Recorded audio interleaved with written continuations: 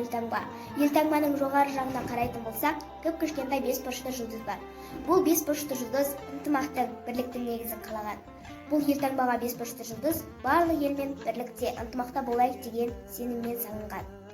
Елтаңбаның және де авторлары Жандарбек Мәлібеков және де Шота Уәлихан. Қазақстан халқының елтаңбасының екі мифтік аты туралы мәлімет. Қазақстан мемлекеттік елтаңбасында екі мифтік ат бейнеленген. Олар шаңырақты екі жағынан қоршайды. Олар отанға қызмет ету деген мағынаны білдіреді. Отанды көздің қарашығындай қорғау және оған адал қызмет ету жоғарының бейнелеріне енген маңызды лейтмотив. Біздің Қазақстан Республикамызда өзіміздің гимніміз, өзіміздің әнұранымыз және өзіміздің елтаңбамыз бар. Сол үшін елтаңбамыздың көгілдір түс аясындағы біздің шаңырағымыз бар.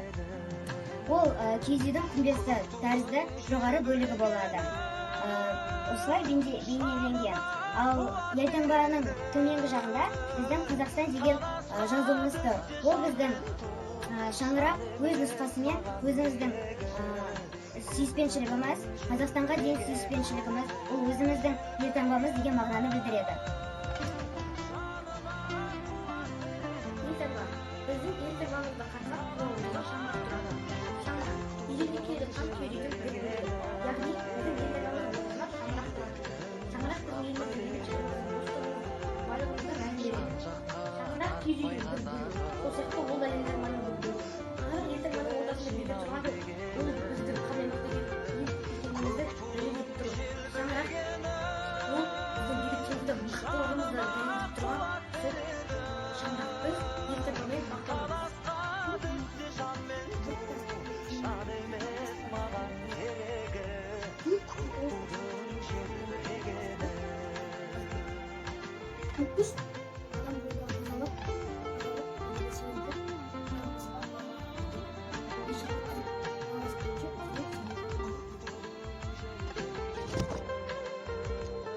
Қазақстан Республикасының мемлекеті.